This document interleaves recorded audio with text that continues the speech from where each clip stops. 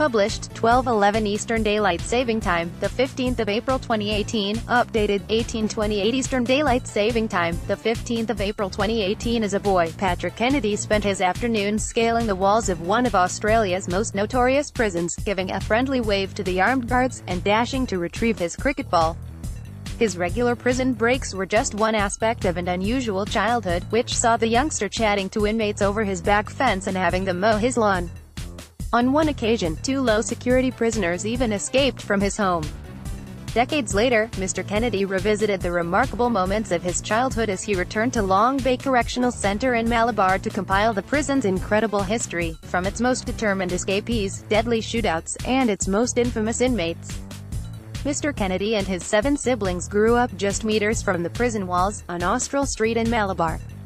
Patrick Kennedy, pictured, grew up just meters from Australia's most notorious prison, Long Bay Correctional Center. Mr. Kennedy lived on Austral Street in Malabar, pictured, where many of the jail's most senior staff were housed. His father, Ted Kennedy, worked at Long Bay, pictured behind the family's back fence, as the chief nurse in the prison's hospital. The family were able to keep the house after his sudden death as the jail offered his mother a job. The Kennedys lived on the side of the road designated for families of senior corrective services workers. Further down the road were the Murphys, who had 13 children living in the home, enough to fill a cricket team and then some. We would play cricket in the backyard, and there was a lane behind our house, Mr. Kennedy explained. Sometimes we'd hit the ball, and it would go over the lane and over the jail fence, so we'd just jump over the fence, wave to the guard, get the ball, throw it over again and keep playing. On occasion, inmates would be deployed to work on the corrective services houses. Low-security inmates would paint, renovate and mow lawns for some of the more senior staff living in the street, while monitored by an officer. When Mr. Kennedy was a school student, 2 inmates helping to paint his home managed to escape. Some prisoners had been working at our place, probably painting, and when the warden went out the front to check on the other prisoners, these 2 guys got my father's clothes off the line, went into the toilet and got changed, climbed back out the window, into the yard, and then I presume raced down to the bus stop and took off into the city, he said. Mr. Kennedy, pictured in the front yard, spent his childhood speaking with inmates who had come to mow the lawns of his neighbors and do odd jobs on the street. Ted, pictured, and his family were given the home by corrective services in return for being constantly on call. Mr. Kennedy recalls his father making the dash from their home to Long Bay at all hours of the day and night. Now an adult with a family of his own, Mr. Kennedy returned to the prison to write a book on its vast, colorful history. He said growing up, just meters from hardened criminals had no impact on him as a child. It just was, he said. Pictured, 4-wing inside Long Bay, the former paramedic said he was so used to being around inmates and the possibility of such a thing happening that it barely registered with him at the time. It wasn't scary, it wasn't funny. It just was, it didn't have an impact, he said. Mr. Kennedy was not always so ambivalent and recalls confronting his father over the possible dangers of living so close to a prison that housed so many of Australia's worst criminals. I once asked my dad, what if someone escapes? And he replied, the last place they'll want to stay is Malabar. They're gonna race out of the area. We are probably in the safest place, he said. So we just looked out into the backyard, into the prison, and that was just what you expected. As the chief nurse at Long Bay's hospital, Patrick's father, Ted Kennedy, would spend his days and nights dashing to and from the prison. We were living in a prison-owned home, so he was always on call. He was always up and down between there and our house, Mr. Kennedy said. Mr. Kennedy often played cricket in the backyard with his siblings and friends. When the ball was hit over his back fence and the lane separating his home from the jail, he would climb the wall, pictured, wave to armed guards in the tower, and run to retrieve it. The prison has had a dark and murky past, with one part of the jail, the observation unit, pictured, labeled inhumane by a royal commission. There was a special telephone in our lounge room and he'd be answering it all day and all night. Ted died suddenly in 1973 while he was out getting his driver's license, Mr. Kennedy said. We never saw him again. The father of 8 was beloved within the prison walls though, and a collection was taken up for the large family he'd left behind. They raised $3,000 or $4,000, and that's in 1973. That's worth about 30 to 40 grand. Now, Mr. Kennedy said, they also offered my mother, a nurse, a job at the hospital so we could keep the house. As an adult, Mr. Kennedy would return to the prison multiple times, though as a medic, never an inmate. Long Bay has played host to some of Australia's most hardened criminals and most determined escapees, pictured as the gatehouse to the Metropolitan Reception Prison, where Russell "Mad Dog" Cox staged a violent escape with 2 other inmates. Now, Long Bay holds about 1,200 inmates in minimum, medium and maximum security. There is also a highly secretive special-purpose sentry as a trainee nurse. He treated Russell "Mad Dog" Cox after an attempted escape that saw a prison officer taken hostage and nearly murdered, others threatened, and a shootout break out just meters from the edge of the prison grounds. Mr. Kennedy had been asked to fill in at the prison ward in Prince Henry Hospital on that day, and recalls he was scolded by another officer for treating Cox with kindness. When inmate Peter Schneider's battered Officer John Mewburn in the back of the head with a metal hammer, Mr. Kennedy and his partner were the first paramedics on scene. Mr. Kennedy returned to the prison multiple times as an adult. As a trainee nurse called to the prison ward in Prince Henry Hospital to cover a staffing shortage, he treated Russell "Mad Dog" Cox left after his violent prison break attempt. As a paramedic he was called to treat John Mewburn, an officer murdered by inmate Peter Schneider's right 4 years ago. He returned to the prison again, this time to compile his memories with the incredible history of Long Bay Prison in a book. Mr. Kennedy was able to spend time behind the walls of the prison, looking into cells, disused buildings, even the old gallows. He spoke with former corrective services officers about their memories of some of the biggest escapes, riots, and most notorious inmates. Despite the time he had spent growing up there, Mr. Kennedy walking behind the prison walls was a confronting experience that never got easier. Working as a paramedic, I've seen shootings, stabbings, suicides, heroin overdoses, murders, and that was just par for the course, he said. Going into the jail is probably the most unsettling place I've been. Despite seeing all of that stuff, it was always unsettling. I never felt comfortable. Serial killers, drug dealers, brothel owners and biggies, some of Long Bay's most infamous prisoners in 109 years of housing inmates, some of Australia's most violent and callous criminals have passed through the halls of Long Bay. And while some are remembered for their crimes, others are better known for what happened during their time behind bars. Rebecca Sinclair, an abortionist jailed in 1909, is one of these inmates. At the age of just 23, she was sentenced to 3 years for performing an illegal abortion, which preceded her 38-year-old patient's death. Ms. Sinclair was pregnant at the time of her sentencing, and had another young daughter.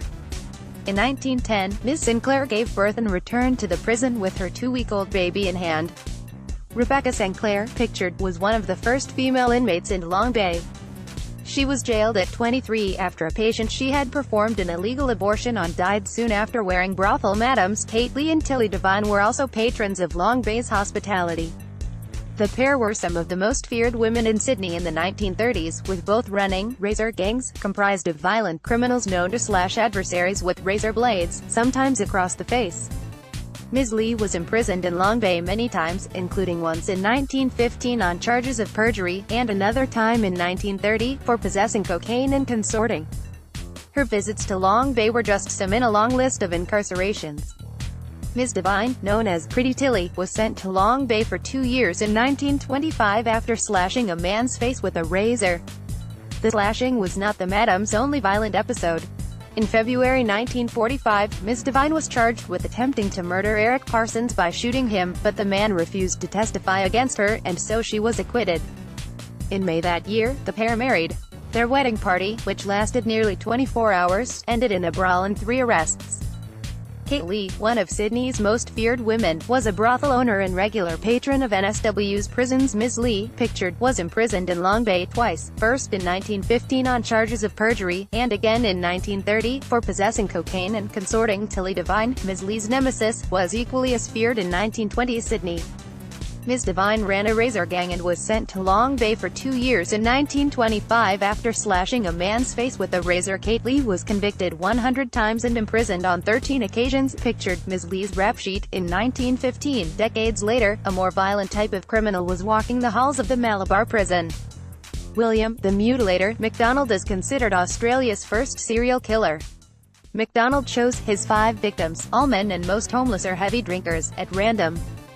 He would lure them into the dark before using a long-bladed knife to stab them around the head and neck, before finally cutting off their genitals. William, the Mutilator, MacDonald, pictured center, considered Australia's first serial killer, was jailed in Long Bay's Inhumane Observation Unit for inmates with psychiatric issues. Was sent to Long Bay's OBS unit, where prisoners suffering mental illness were housed. In 1978, a royal commission into the unit handed down a highly critical report, labeling it appalling. The report noted there were dehumanizing toilet facilities and in some cells, no beds. MacDonald, whose hero was Jack the Ripper, spent 52 years behind bars before his death in May 2015. He died a reformed Christian, who spent years refusing to appear before a parole board so he could be considered for release. Before his death, prison chaplain Rod Moore took him out of the center to Bondi Beach so he could see the ocean. MacDonald, who spent 52 years behind bars before his death in May 2015, never applied for parole. He is pictured with prison chaplain Rod Moore, who took him to Bondi Beach. The OBS unit pictured was slammed in the Nagel Royal Commission as inhumane, as some cells had no beds, and the toilet facilities available were dehumanizing. Murderer, rapist, drug dealer and armed robber Arthur "Nettie" Smith was sent to Long Bay in 1989 after a bungled robbery for a minimum of 8 years. In 1987, Long Bay was flooded with Comanche Arabikis sentenced over the Milpera massacre between the outlaw gang and defectors who had left to start the Bandidos. There were 15 Comanchero members held in the prison from 1984, after 7 people, including a 15-year-old girl, were shot dead in the car park of the Viking Tavern in southwest Sydney. Patrick Kennedy was called to the scene of the massacre during his time with NSW ambulance service. On the day he worked to stabilize victims and held a press conference on the tragic event, "I was one of the many who saw what jealousy and revenge look like when weapons fall into the hands of those who have no right to them," he wrote of his experience. In total, 31 Bikis were sentenced over the massacre, which had killed 6 of their own as well as young bystander Leanne Walters, and injured 20. Murderer, rapist, drug dealer and armed robber Arthur "Nettie" Smith was sent to Long Bay in 1989 after a bungled robbery for a minimum of 8 years. The cells at Long Bay Prison are sparse at best, Mr. Kennedy says. Pictured are 2 cells, photographed in 2017. The cells measure 3.9 by 2.1 meters each, and house 2 prisoners, who sleep on bunk beds. At the end of the bed there is a toilet with no privacy screen. Smith was caught trying to rob Botany Council in Sydney's southern suburbs as it deposited its $160,000 Christmas payroll. Given his record, Smith went straight to Long Bay, and while in prison, he was convicted of the crimes that would result in his life sentence. The first was the 1987 road rage murder of tow truck driver Ronnie Flavel, who infuriated and inebriated Smith by flashing his lights, and the other the murder of Harvey Jones. Smith had spent time in Long Bay before, and in 1980, while serving time for stealing and goods in custody, he married girlfriend Deborah Bell inside the prison walls. Gang rapist Bilal Scaff spent a brief amount of time in Long Bay after being sentenced to 55 years, later reduced to 35 years on appeal. He entered the prison in 2002, but was moved to Goulburn Supermax in 2003 when a plan hatched by other inmates to inject Scaff with HIV-positive blood from a fellow prisoner was uncovered. Eddie Smith married sweetheart Deborah Bell behind the walls of Long Bay during a stint in 1980. Smith was serving time for stealing and goods in custody when the unusual wedding took place. Escapes, murders, royal commissions and riots. Inside the beachside prison's darkest days, Long Bay Correctional Center has played host to some of the country's most notorious escape artists, from Darcy Duggan to Russell Cox. The prison has been subject to a multitude of riots, attacks on guards, and even a murder. Darcy Duggan was a prolific escapee, who spent 44 years of his life sitting in a jail cell. When he wasn't there, he was often on the run after making decisions that would ultimately delay his release by decades. Of his 6 escapes, 4 were either from Long Bay or on his way to and from the prison. In one such instance, Duggan broke out of the jail's Metropolitan Reception Prison after just 25 minutes behind Long Bay's walls. Darcy Duggan, pictured, was a prolific escapee, who spent 44 years of his life sitting in a jail cell, and once escaped Long Bay Jail just 25 minutes after he arrived in 1949. He and another inmate, William Mears, had come back from court and were sitting in the reception area, still wearing civilian clothing, when a moment of distraction from the officers guarding them allowed them to climb through a ceiling and drop a whopping 22 feet to the ground, where they then walked straight out through the front gate. On his way to court just 3 years earlier, as he traveled on a tram designated to carry inmates from Long Bay to Darlinghurst Courthouse, Duggan sought his way to 37 hours of freedom. The sounds of the man cutting through the roof with a kitchen knife he'd smuggled out of the prison were covered by other inmates, who broke into a lively rendition of "It's a Long Way to Tipperary." His creative escape was immortalised at the Australian Tramway Museum in Sydney's Sutherland Shire, where the tram now lives, having been retired in 1950. Inside, a replica of Duggan can be seen cutting through the train ceiling. He once escaped while on a tram designed to carry prisoners, pictured. As other inmates loudly broke into a chorus of "It's a long way to Tipperary," he sawed through the ceiling with a kitchen knife. The tram was preserved by the Tramway Museum at Loftus, and a life-size replica of Duggan sawing through the ceiling has been installed. Russell "Mad Dog" Cox was another serial escapee. But while Duggan's attempts at escape were clever and mildly comical, Cox's were violent and nearly deadly.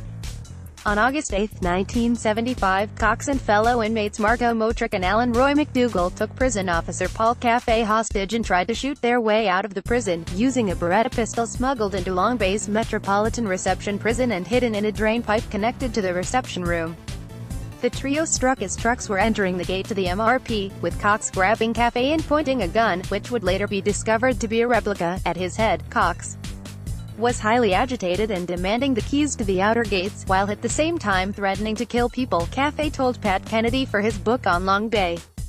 Russell "Mad Dog" Cox, once Australia's most wanted man, was another serial escapee, who used more violent means to break out of the prison. In 1975, Cox and two other inmates took Officer Paul Caffey, pictured, hostage as they attempted to escape while armed with guns. The trio attempted to escape from the Metropolitan Reception Prison in a blaze of gunfire, at times using Mr. Caffey as a human shield. Pictured, the escape route for the three inmates, which lead to the boom gate from where they intended to drive onto Anzac Parade and Freedom. The group hijacked an International Stores truck, taking their hostage with them, and forced the gatekeeper to open the outside gate so they could make their bid for freedom. The trio and their hostage were no more than 800 meters from Anzac Parade, but had to pass 3 armed guard towers to get there. In response to heavy gunfire aimed at them, the prisoners forced Caffey out the windscreen to show they had an officer with them, but Cox said in court documents, it made no difference. After 2 prison vehicles managed to slam into the truck, stopping it in its tracks, the criminals fled the truck, holding Caffey in front of them as a human shield. A shootout between officers and the inmates commenced, leaving Cox, Motrick and McDougall injured, and Caffey fighting for life with blood pouring from his head and 2 deliberate bullet wounds between his legs. Just 2 years later, locked inside Kittingal, which was proved as an escape-proof prison within a prison, and held the state's most intractable criminals, Cox made another attempt at escape. Over 4 days, he cut through a bar in the exercise yard, using a smuggled-in blade. Cox later escaped from Kittingal, the center inside Long Bay touted as the inescapable prison. Over 4 days, he sawed through a bar in a security blind spot before eventually climbing through it, waving goodbye and dashing into the night. In the night of his escape, he asked to collect his sand shoes from the yard. He was let out to do so. Cox bolted to the concrete wall below the bar holding him in, scaled it using steel meshing as a foothold, waved goodbye, and fled. He was meant to have escaped with 7 other inmates, who were facing court in Maitland at the time of his escape, and it is speculated he returned to Kittingal 7 months later in order to break them out. In May 1978, 2 heavily armed men cut a hole into the wire fence surrounding Kittingal, used an extension ladder to climb onto the roof, and then cut through multiple bars above the exercise yard. Men, whose identities have never been confirmed, had planned to cut through bulletproof glass through to switches that would open all the cell doors, thus releasing the prisoners. After this, it is believed there was a plan to blow the building that once housed them to smithereens. The men were foiled, however, when a woman living nearby saw them on the roof and alerted police. Pictured, a typical cell in Kittingal, which was designed to hold the state's most intractable criminals. While many of the inmates within Long Bay's walls reformed, many others did not, and some continued to commit horrific crimes even while locked behind bars. One of these inmates is Peter Schneiders. In August 1979, Officer John Mewburn was hit in the back of the head repeatedly with a steel claw hammer while working inside the OBS, Long Bay's observation unit, where mentally ill prisoners were held. Officer Dave Farrell, who was one of the first at the scene of the gruesome murder, told Pat Kennedy, "It was the most horrific sight I have ever seen. A lovely bloke lying there making noises like dying beast." Schneiders, who was only 22 at the time, later revealed he had killed Mewburn not for any personal reason, but because he was due to be escorted out of Long Bay to Parramatta Jail. Just a year before, Schneiders had attacked an officer at Parramatta with an iron bar. Peter Schneiders, pictured, was held in the OBS unit of Long Bay, and later beat a prison officer's head in with a metal hammer, ultimately killing him. In the 1980s, someone firebombed Peter Schneiders' cell in 10 Wing in the then MRP. Pictured, Schneiders' burnt-out cell. The inmate was unpopular with both guards and other prisoners. Officer Jeffrey Pierce was another officer who was attacked by an inmate, and eventually died from the events of that day. Then 21, he was stabbed by an inmate named Graham Farlow, who was carrying a syringe and needle filled with blood that later tested positive for HIV. Pierce only had a 1 in 400 chance of contracting the disease from the 1990 attack, but 5 weeks later, he tested positive for the terminal illness. Within just 7 years, the officer died from his illness at his parents' home in the Blue Mountains. Friends and family both commented on his calm and forgiving nature, noting he was never angry though he had every right to be. Officer Jeffrey Pierce, pictured, was only 21 when he was stabbed with a needle and syringe filled with HIV-positive blood. He died just 7 years later. The funeral of likable Officer John Mewburn, who was killed by inmate Peter Schneides, was well attended. Pictured, since 1977, there have been 4 major riots in Long Bay. On Christmas Day that year, about 150 men housed in the Central Industrial Prison, some drunk on prison brew and some high on drugs, armed themselves with steel rods from folding tables and legs of chairs. The inmates rampaged through the prison, breaking into the clinic, education block, chaplain's offices, and the metal shop. Fires were lit throughout the prison. 3 officers were hospitalized, 1 inmate overdosed on Valium, and a cell search following the riot uncovered a vast arsenal of weapons. Just 8 months later, in August 1978, another riot broke out at the CIP. In just 90 minutes, 13 cells, the gymnasium and the amenities room were burnt, toilets were smashed to bits, and the workshop and library were destroyed. Pictured, bullet holes in the walls of the Central Industrial Prison at Long Bay Correctional Center. The holes were made during a riot on Christmas Day in 1980, by an officer in the Armed Reserve above the gatehouse. During the fracas, 17 inmates and 1 officer were injured. 3 of the 6 wings of the prison were damaged by fire, which was put out by 55 firemen.